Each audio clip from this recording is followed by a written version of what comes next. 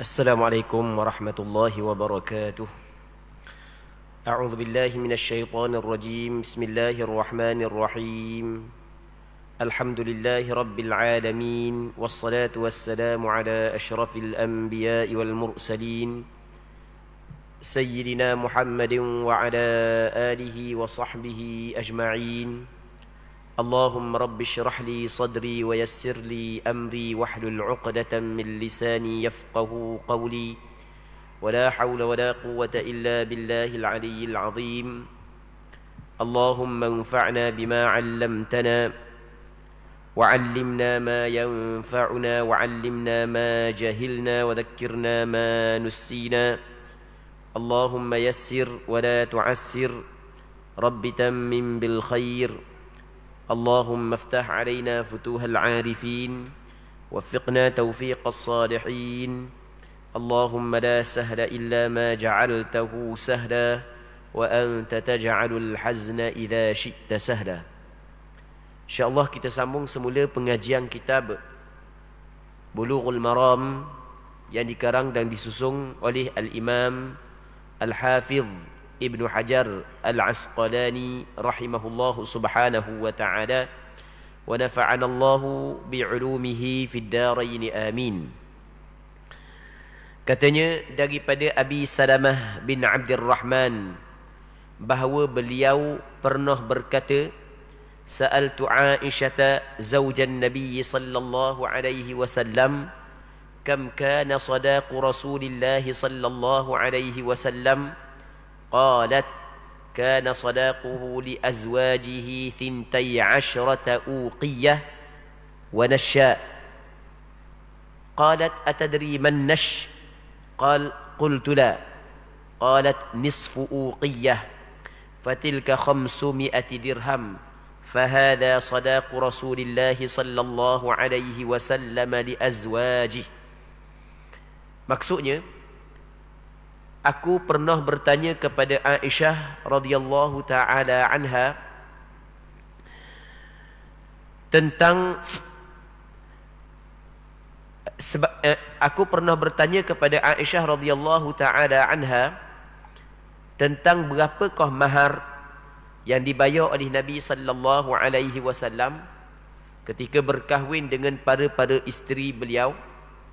Dia menjawab, yakni Aisyah menjawab, maharnya kepada isteri-isterinya adalah 12 uqiyah dan nash. Dia berkata, tahukah kamu apa itu nash? Aku menjawab, tidak. Dia berkata, setengah uqiyah. Maka semua itu adalah 500 dirham. Inilah mahar Rasulullah sallallahu alaihi wasallam kepada isterinya. Muslimin muslimat yang dirahmati oleh Allah Subhanahu wa taala. Sebelum daripada ni pernah kita sebut antara perkara yang diwajibkan ke atas suami kena beri kepada isterinya apabila terjadinya akad perkahwinan ialah suatu harta ataupun harta yang dinamakan sebagai mahar. Bahasa Arab panggil mahar, kita panggil mahar. Mahar kahwin kita panggil. Yang mana mahar kahwin ini adalah perkara yang diwajibkan ke atas suami kena beri kepada isterinya apabila terjadinya akad perkahwinan. Itu secara ringkas berkenaan dengan mahar. Hukum suami memberi mahar kahwin kepada isteri adalah wajib. Hukum suami memberi mahar kahwin kepada isteri adalah wajib. Dalam Al-Quran, Allah Subhanahu wa ta'ala menyebut, wa uhilla lakum ma wara'a dhalikum an tabtaghu bi amwalikum muhsinina ghayra musafihin. Dan dihalalkan kepada kamu, wahai lelaki, apa hak yang selepas daripada apa hak yang disebut sebelumnya. Hak yang lain dia halal, boleh berkahwin dengan mana-mana perempuan. Tapi mung mencari perempuan tersebut dengan harta-harta kamu. Begitu Allah Ta'ala sebut dalam Quran. Antabtagu, mentuntut perempuan itu dengan harta-harta kamu sebagai bayaran kepada perempuan. Tapi muhsinina ghaira musafihin, untuk berkahwin dengan perempuan itu bukan untuk berzina, bukan untuk melakukan perkara yang dilarang. Jadi mahar kahwin hukum dia adalah wajib. Cuma mahar kahwin ini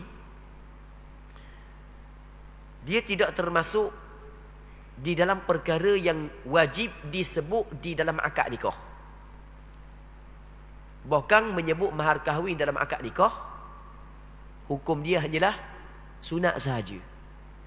Kalau dalam akad nikah dah sebut mahar kahwin, tak apa, sah akad perkahwinan tersebut. Cuma menurut pandangan mazhab Imam Syafi'i, menyebut mahar kahwin di dalam akad nikah, hukum dia sunat untuk menghalang daripada berlaku perbalahan. Sebab tidak menyebut berapa jumlah, takut berlaku perbalahan lepas daripada tu. Jadi menyebut mahar kahwin dalam akad nikah tidak disyaratkan. Allah Subhanahu wa taala berfirman dalam Al-Quranul Karim, la junaha alaikum in talaqtumun nisaa ma lam tamassuhunna aw tafridu lahunna faridah. Tidak mengapa kepada kamu nak cerai isteri-isteri kamu selama mana kamu tidak menyentuh mereka itu ataupun selama kamu tidak menetapkan kepada mereka itu akan mahar kahwin. Jadi dalam ayat Allah Subhanahu wa taala ada menyebut perkataan tafridu lahunna faridah. Sebelum mu menetapkan mahar kahwin, mu nak cerai. Jadi bermakna dalam akad nikah tidak disyaratkan menyebut mahar kahwin. Walau bagaimanapun, sebagaimana yang kita sebut tadi, sunat kita menyebut mahar kahwin dalam akad nikah. Adakah ada kadar yang tertentu yang ditetapkan oleh syarak dalam meletakkan mahar kahwin? Jawapannya tidak ada. Bahkan setiap perkara yang dinamakan sebagai harta, walaupun sedikit, sah untuk dijadikan mahar kahwin. Berpandukan kepada hadis yang mana seorang lelaki ketika dia nak nikah dengan seorang perempuan, Rasul suruh dia cari mahar kahwin. Kata Rasul, faltamis walau khataman min hadid atau kama qala, carilah walaupun sebetuk cincin daripada besi. Begitu juga tidak ada batasan banyak mana mahar kahwin. Misalnya ni paling kurang tak ada, paling banyak pun tak ada. Banyak mana mu nak bagi, silakan, tak ada masalah. Allah Subhanahu wa taala berfirman dalam Al-Quranul Karim, wa in aradtum istibdala zawjin makana zawjin wa ataytum ihdahunna qintaran fala ta'khudhu minhu syai'a. Kalau mu tak mudah kepada bini mu nak nikah dengan orang lain pula, nak pisah daripada bini tu, sedangkan sebelum daripada ni kamu beri mahar kahwin kepada dia qintar, harta yang banyak, jangan ambil sikit pun daripada harta yang telah beri kepada dia daripada mahar kahwin tersebut. Jadi Allah Ta'ala sebut qintar, jadi tak ada masalah nak banyak mana pun untuk diberikan dalam mahar kahwin kepada perempuan. Namun perlu kita kena tahu bahawasanya memudahkan mahar kahwin ia termasuk di dalam keberkatan kepada perempuan tersebut, sebagaimana hadis yang dikeluarkan oleh Imam Hakim An-Naisaburi, kata daripada Aisyah radhiyallahu taala anha, kata Aisyah mengangkat hadis ini kepada Rasulullah, katanya inna min yumnil mar'ati taysira khitbatiha wa taysira sadaqiha, sesungguhnya di antara keberkatan seorang perempuan adalah mempermudahkan peminangannya dan mempermudahkan mahar kahwinnya. Baik, hadis yang kita nak bincang ni, hadis yang kita baca saat ni menceritakan tentang mahar kahwin yang pernah diberikan oleh Rasulullah sallallahu alaihi wasallam kepada isteri dia. Yang mana dalam hadis ni Aisyah menceritakan bahawasanya mahar kahwin Rasulullah yang diberikan kepada isteri dia sebanyak 12 uqiyah dan nash. Nash ni separuh, 12 uqiyah dan separuh. Jumlah semua saat itu adalah menyamai 500 dirham. Dirham ni adalah perak. Dia kalau 1 dirham berat banyak mana kalau kita nak kira gram.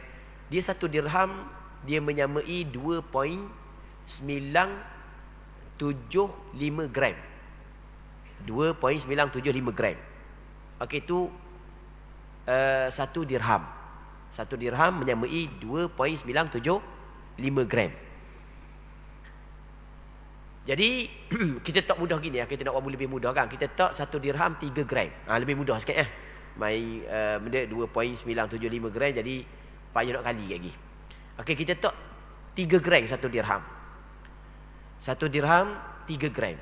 Jadi 500 dirham bermakna 1.500 gram. Betul tak gitu? Betul dah? Jadi sekilo setengah. Baik, okey, kita nak tengok nilai yang. Berapa nilai yang leni? Perak tak dia ambil tengoklah, tengok dan harga pasaran, tengok. Hari ni perak 1 gram harga dia adalah RM3.47 sen, lebih kurang RM3.47. Okey, kita letak RM3.50. Nak mudah kira je, nak mudah kali je. Letak RM3.50 segram. Okey, RM3.50 kali kepada 1.000 tu.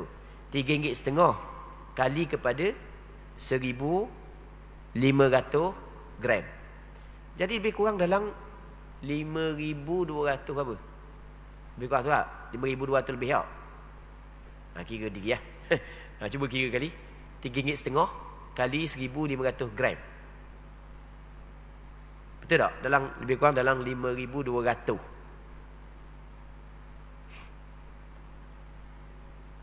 Lebih kurang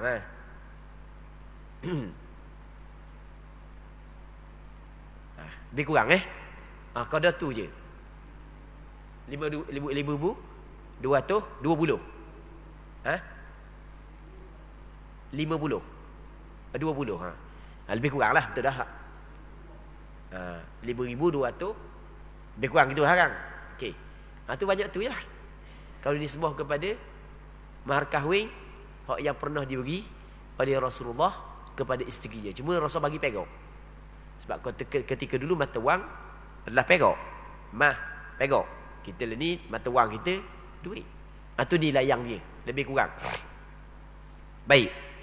Muslimin muslimat yang dirahmati oleh Allah Subhanahu wa taala. Kemudian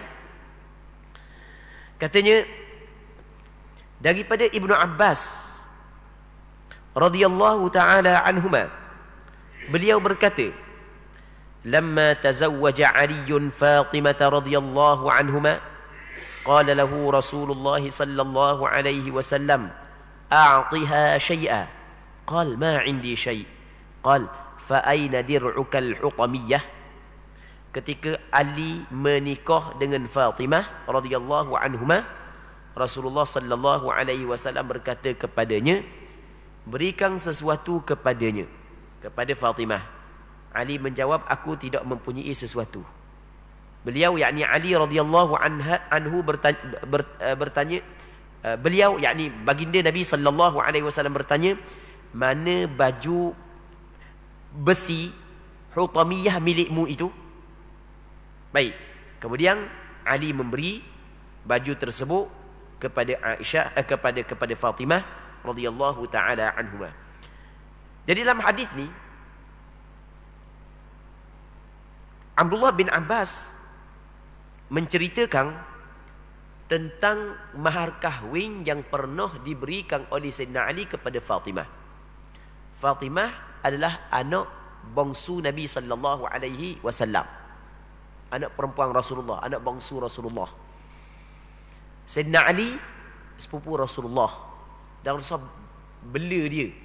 Masa dia kecil dulu Rasul ambil pelera dia. Baik.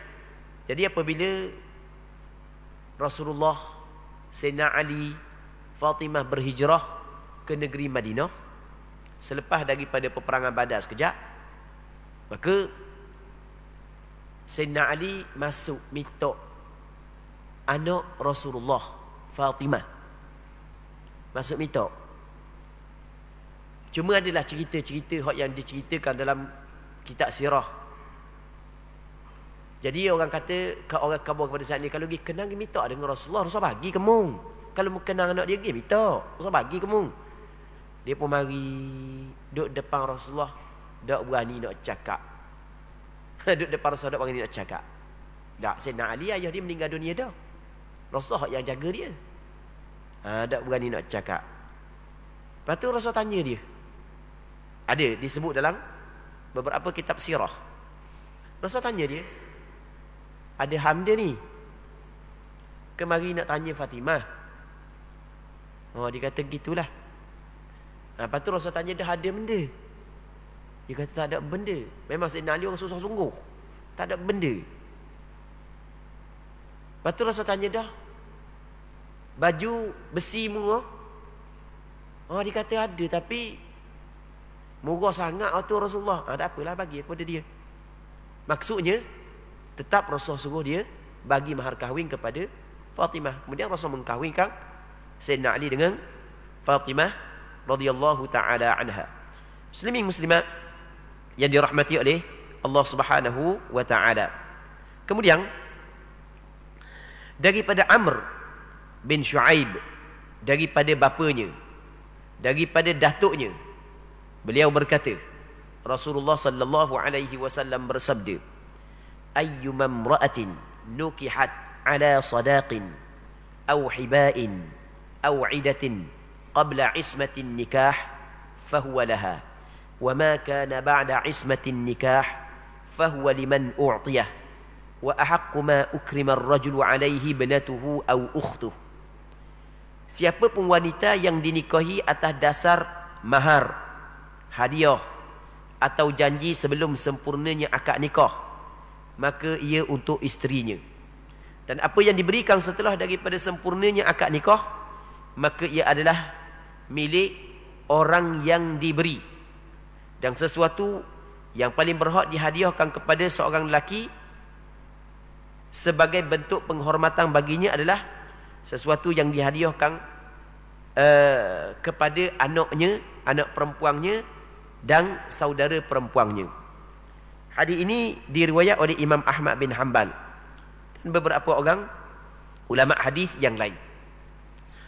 Cuma hadis ni ada sebahagian daripada ulama menilai sebagai hadis dhaif.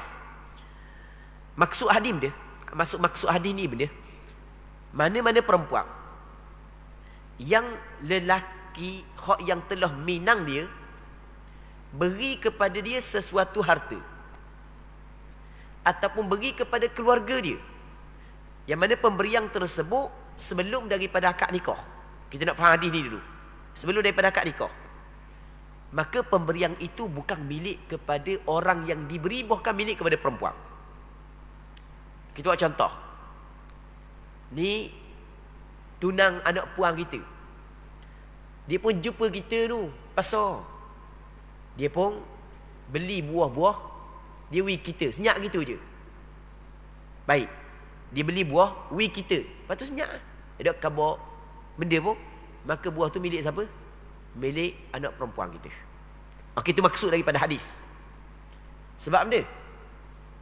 Sebab dia tak, kalau dia tak anak perempuan kita tu bukan tunang dia, tabak tak wi kita. Boleh faham ke tak? Ini maksud daripada hadis dulu. Kita nak rayak maksud daripada hadis. Nanti kita akan khabar hukum lepas daripada ni. Ini di antara benda yang penting. Nanti kita akan khabar hukum yang penting, yang mungkin ramai di kalangan masyarakat kita tidak mengetahui hukum ini. Yang mungkin, kata mungkin ramai di kalangan masyarakat kita tidak mengetahui hukum ini. Jadi orang lelaki hak yang menjadi tunang kepada perempuan, dia bagi duit ke, bagi benda ke kepada perempuan, maka milik perempuan. Dia bagi kepada keluarga perempuan, juga milik perempuan. Kerana dia tidak akan bagi melainkan kerana dia nak perempuan tersebut. Baik. Tetapi kalaulah pemberian itu berlaku selepas daripada akad nikah, Dia beri ke ayah orang puan, mak ke puan, maka milik kepada ayah perempuan dan milik kepada mak perempuan tersebut. Kalau bagi kepada bini dia, milik bini dia. Dia bagi kepada mak bini dia, milik kepada mak bini dia. Tapi kalau sebelum daripada tu, milik orang puan belaka. Sebab dia bagi kerana benda, kerana orang puan. Baik. Muslimin muslimat yang dirahmati oleh Allah Subhanahu Wa Taala, ni maksud daripada hadis ini. Okey, kita nak cerita pula tentang hukum yang disebut oleh ulama fiqh. Cuma ulama fiqh dia tidak melihat kepada hadis ini saja, bukan dia melihat pula kepada dalil-dalil yang lain. Sebab hadis ni kita cerita dah, sebahagian daripada ulama hadis menilai sebagai hadis dhaif. Tapi hadis dhaif kita kena ingat dia bukanlah sampai ke bukanlah hadis palsu. Hadis dhaif kerana tidak cukup syarat penerimaan dalam hadis ini.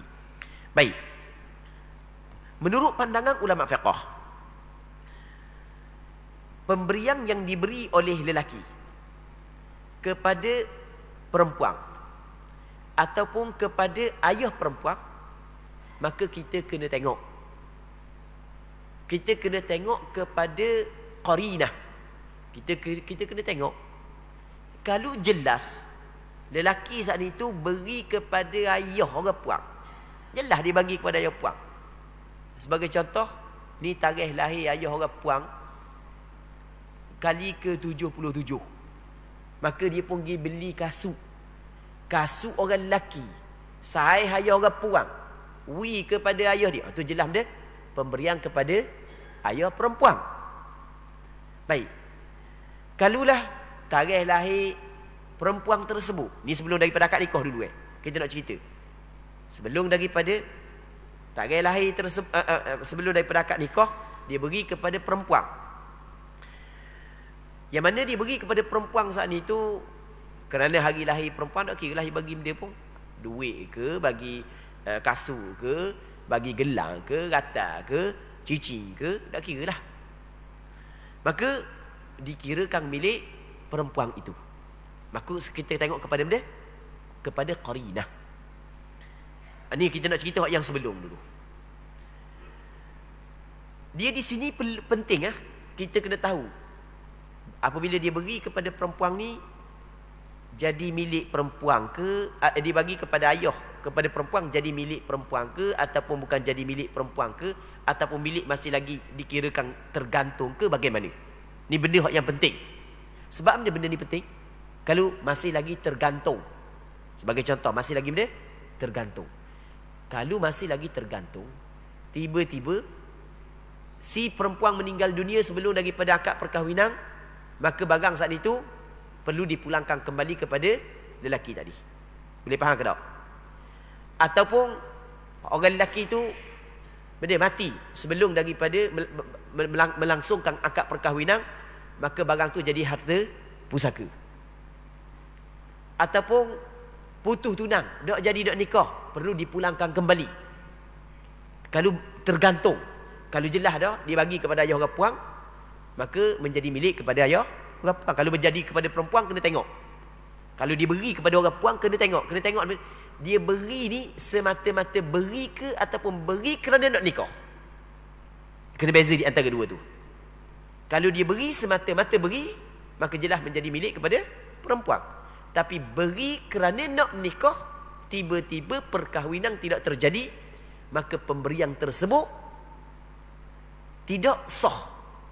Boleh faham? Sebab dia bukan semata-mata beri, tetapi beri untuk mengharapkan dapat bayaran. Tiba-tiba tidak dapat bayaran, maka dipulangkan kembali pemberian tersebut. Ulang sekali lagi ya. Ini benda yang penting.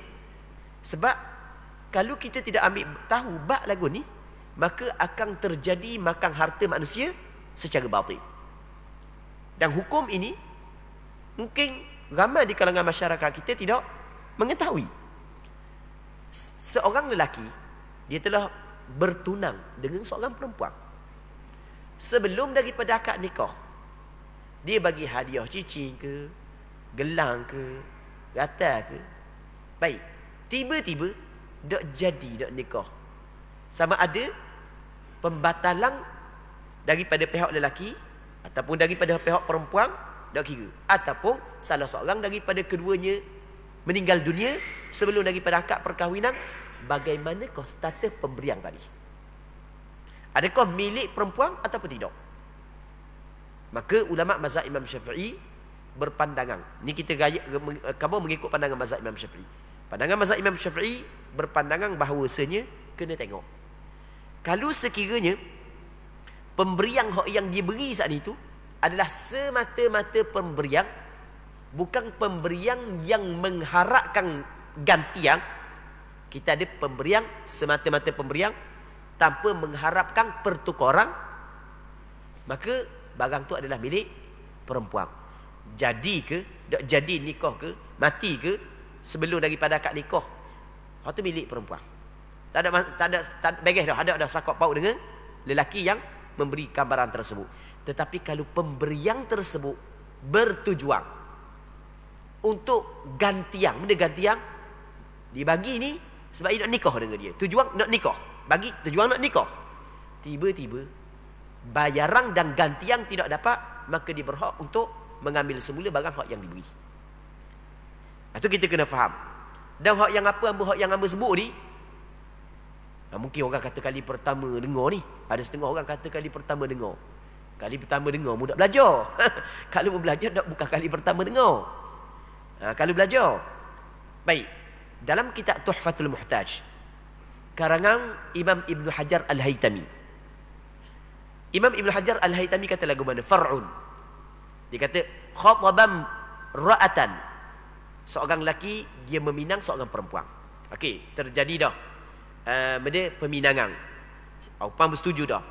Thumma arsal au dafa'a bila lafdhin ilaiha malan qabla al-'aqdi. Kemudian dia hantar ataupun diberi tanpa menyebut, tanpa jelas dengan lafaz. Lafaz tak ada. Kalau lafaz ni saya hadiah kepada awak, tu masalah lain. Ni masa diberi saat itu dia tidak melafazkan apa lafaz bagi barang sebelum daripada akad, dan dalam hati dia bukan niat untuk tabarru' kepada perempuan tersebut. Katanya thumma waqa'al i'radu minha aw minhu. Kemudian tak jadi nak nikah, sama ada tak jadi saat itu daripada pihak perempuan ataupun daripada pihak lelaki. Raja'a bima wasalaha minhu.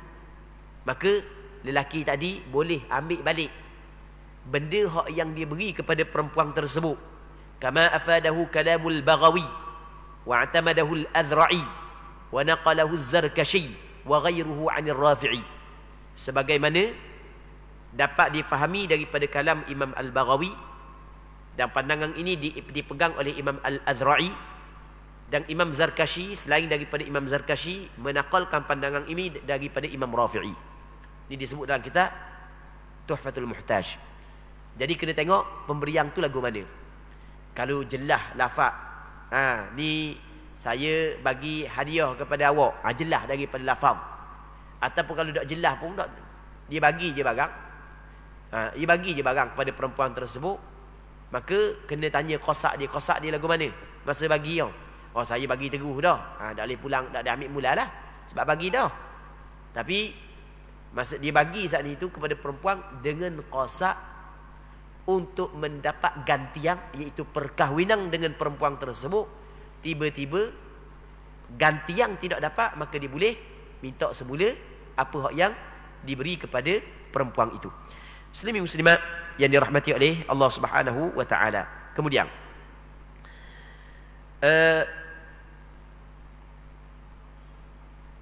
Kemudian katanya daripada Alqamah, daripada Ibnu Mas'ud, Abdullah bin Mas'ud radhiyallahu anhu, annahu su'ila an rajulin tazawwaja imra'atan wa lam yafrid laha sadaqa wa lam yadkhul biha hatta mat.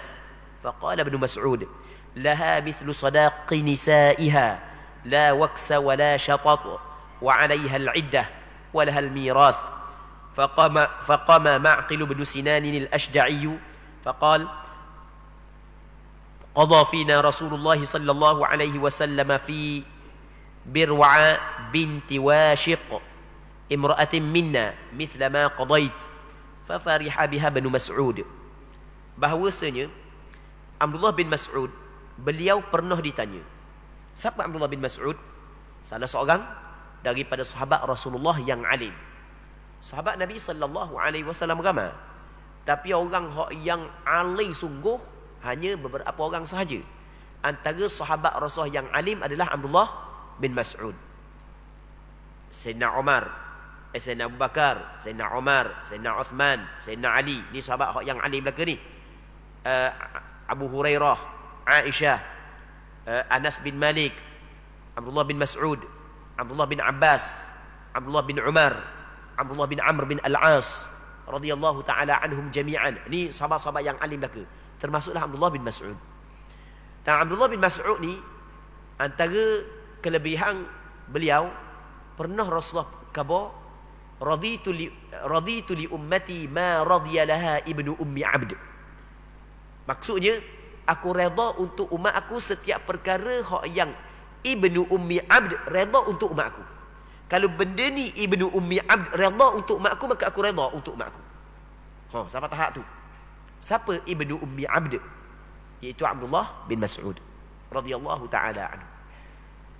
Yang mana berlaku di zaman tersebut, di zaman Abdullah bin Mas'ud, ada seorang lelaki, dia berkahwin dengan seorang perempuan. Berlaku dah akad nikah. Tapi masa akad nikah, dia tidak menetapkan mahar kahwin. Dia tidak menetap mahar kahwin.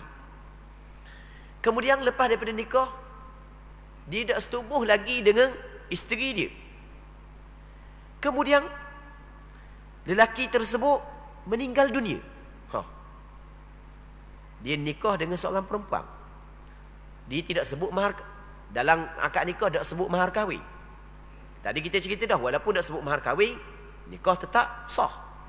Kerana sebut mahar kahwin bukanlah wajib. Bahkan hukum dia adalah sunat sahaja. Lepas tu tak ada lagi nak setubuh dengan isteri dia, tiba-tiba si suami meninggal dunia. Baik. Maka orang tanya Abdullah bin Mas'ud, bagaimana orang puang dia ni? Kena wi tak mahar kahwin? Lepas tu orang puang dia dapat saka ke tak? Ada iddah tak? Itu soalan-soalan yang perlu kita kena tahu. Maka Abdullah bin Mas'ud kata lagu mana? Perempuan itu kena bagi kepada dia mahar kahwin. Dan ambil mana? Ambil daripada harta pusaka yang ditinggalkan oleh si mati, oleh suami dia. Kena bagi mahar kahwin dia. Dah kan tidak ditetapkan mahar kahwin, kena bagi mahar kahwin dia mahar misil. Mahar misil ni adalah kena tengok keluarga dia berapa ramai-ramai. Rata-rata keluarga dia berapa, kakak dia, adik puang dia, mak dara dia berapa mahar kahwin. Rata-rata dalam, kalau zaman kita kata rata-rata dalam 10,000.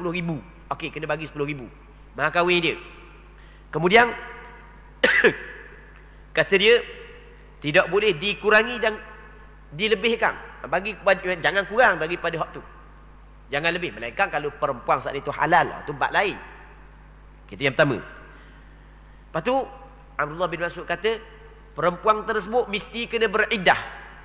Walaupun untuk lelaki dia tidak menyentuh dia, mesti kena beriddah selama 4 bulan 10 hari. Sebab Allah Subhanahu wa taala sebut gitu dalam Quran. Walladzina yatawaffawna minkum wa yadharuna azwajan yatarabbasna bi anfusihinna 4 ashhurin wa 'ashra. Mesti kena beriddah selama 4 bulan 10 hari. Ni kita kena faham ni. Kadang-kadang berlaku dalam masyarakat kita. Lepas daripada akad nikah, hak lelaki dengan hak puang, dah nak pergi ambil gambar tepi patah apa semua sekali. Hak lelaki pula jenis marpik pula. Awal boleh bini saat ni tu suka ang. Dah lama dah nak bini, baru boleh bini suka ang. Nyelepai betul lagu mana nonginyo inna lillahi wa inna ilaihi raji'un. Mati. Dah ada lagi nak setuh bini dia. Okey, dah bini saat ni tu ada iddah ke tak? Kalau bab mahar kahwin, biasanya mahar kahwin kita sebut dalam akad nikah. Bahkan siap tu imam tanya dah mana mahar kahwin. Siap tanya gitu imam. Tu imam tanya, mana mahar kahwin? Baik. Kita mahar kahwin tak apa, kita nak cara. Kita nak cara benda. Dah bini dia saat itu ada iddah ke tak? Sedangkan tu lelaki tak setubuh lagi.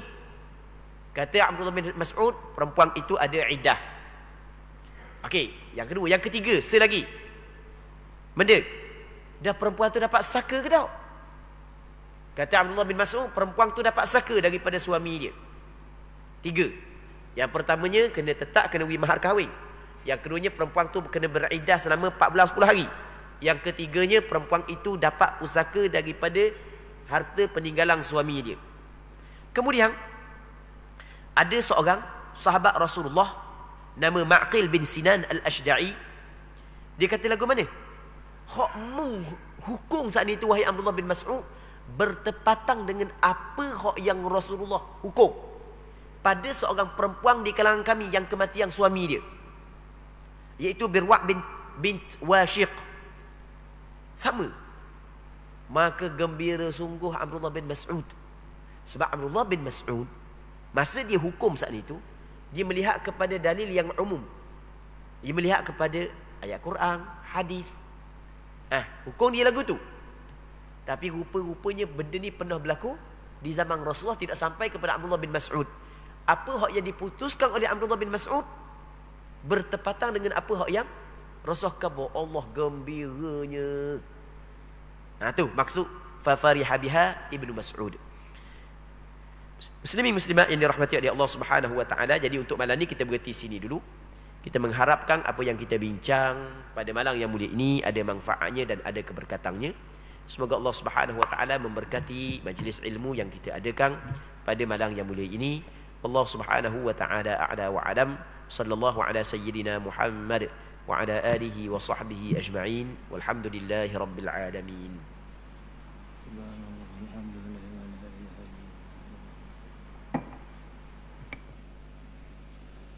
Allahu akbar, Allahu akbar, Allahu akbar, Allah